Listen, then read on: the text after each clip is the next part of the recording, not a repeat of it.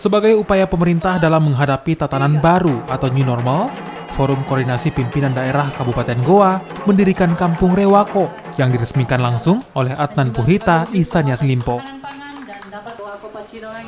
Pemerintah Kabupaten Goa membangun Kampung Rewako di Kompleks Perumahan Gria Persada Mangarupi, Kelurahan Pacinongan, Kecamatan Sombaopu, Kabupaten Goa. Di Kampung Rewako ini, warga yang terdampak COVID-19 bisa lebih mandiri dalam menghadapi kehidupan baru di tengah masa pandemi.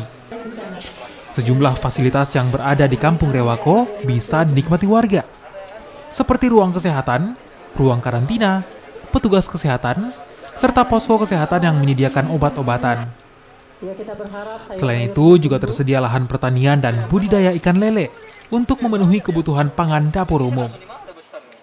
Kampung Rewako ini kerjasama inisiatif dari Pak Kapolres, namun bekerjasama dengan pemerintah Kabupaten Goa, bekerjasama dengan Kodim dan Kajari, serta seluruh komponen masyarakat yang ada di wilayah Kabupaten Goa.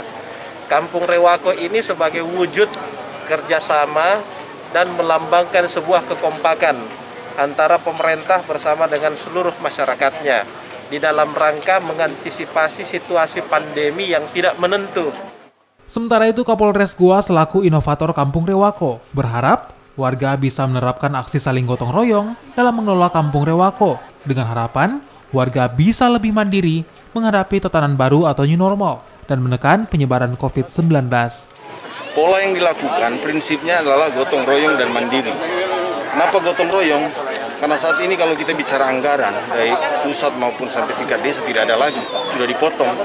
Makanya prinsip gotong royong saling membantu adalah salah satu cara yang paling efektif dan efisien untuk menangkal COVID-19 ini. Menurut rencana, Kampung Rewako ini akan dilakukan di 167 desa dan kelurahan yang tersebar di seluruh Kabupaten Goa. Aziz Nisar, Kompas TV Goa, Sulawesi Selatan.